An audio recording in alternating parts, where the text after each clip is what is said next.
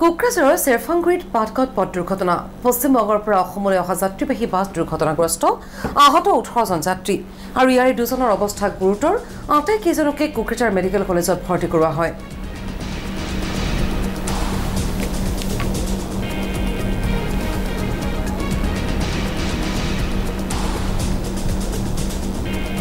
মানে শুক্ৰবাৰে আমি বিহাৰত গৈছিলোঁ বিহাৰৰ পৰা আমি দুটা নাই এনে ফুৰিব গৈছিলোঁ তাৰপিছত দুটামান বজাত গাড়ী ষ্টাৰ্ট দিছে আমাৰ দুটা তিনিটামান বজাত ষ্টাৰ্ট দিছে গুৱাহাটী অভিমুখে স্পিৰিটত আহি আৰু কিবা কৰি লাগি গ'ল আৰু ৰেলিঙত লাগি যায় গমেই নাপালোঁ আৰু মই গমেই নাপাওঁ আৰু 10-15 মিনিটমান মই গমেই নাপাওঁ আকৌ তাৰপিছতে আমি 40 জন আছিলোঁ 40 জন আছিলোঁ আমি দৃশ্য দেখুৱাইছোঁ আপোনালোকক আহতসকলক চিকিৎসালয়ত ভৰ্তি কৰোৱা হৈছে 18জন যাত্ৰী আহত হৈছে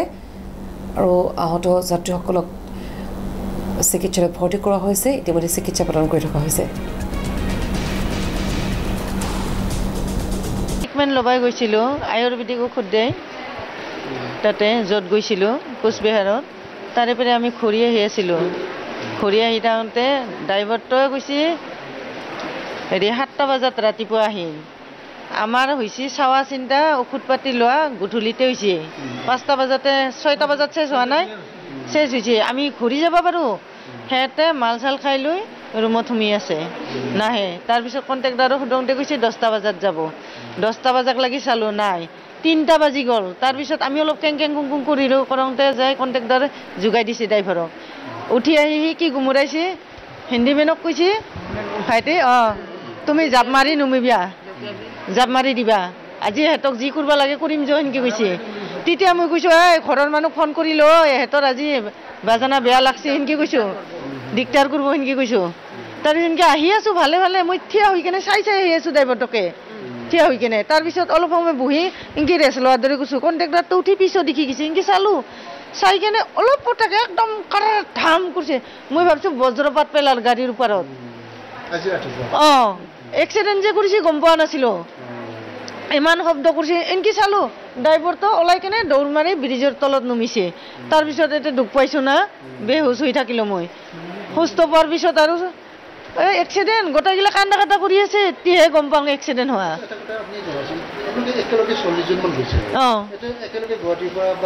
তাৰমানে বেলেগ বেলেগ জেগাৰ পৰা কণ্টেক্ট লৈছে মানুহ উঠাই আনিছে আৰু এনেকুৱা ট্ৰিটমেণ্টৰ কাৰণে একেলগে বিহাৰত সেইকাৰণে কিবা হেৰি আলিপুৰ নহয় 12 বৈশা কিবা ডাংগাপাৰা না কি কয় ডাংগাপাৰা নাজানো আমি জেগাৰ নামো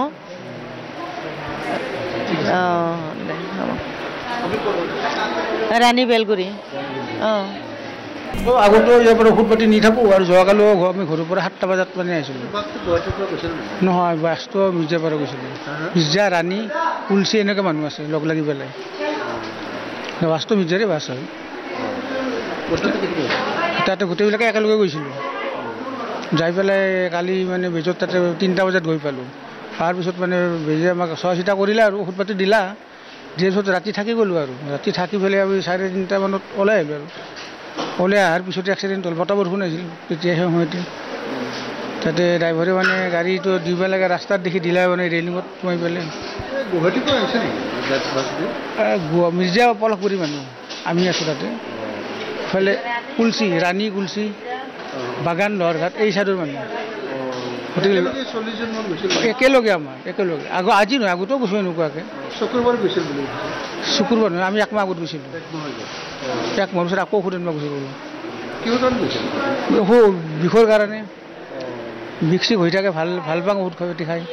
সেইটোৱে কাৰণ আৰু গোটেইখিনি সেনেকুৱা মানুহে আছে কি কৰিব উপায় নাই তাৰমানে এজনে কৈছে মানে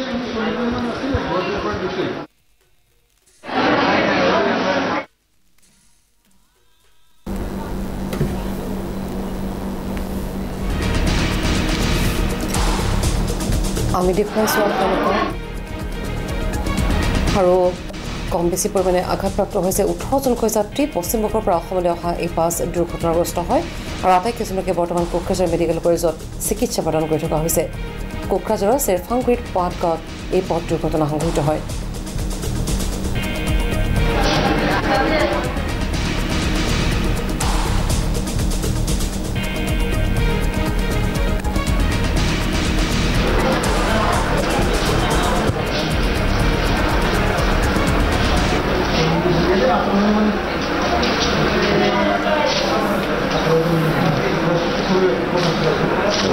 ইয়াৰ দুজনৰ অৱস্থা গুৰুতৰ বুলি জানিব পৰা গৈছে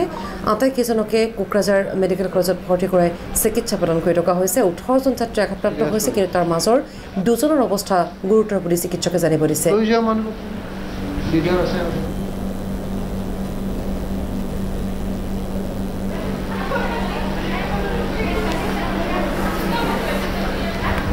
আমিও উঠিলাম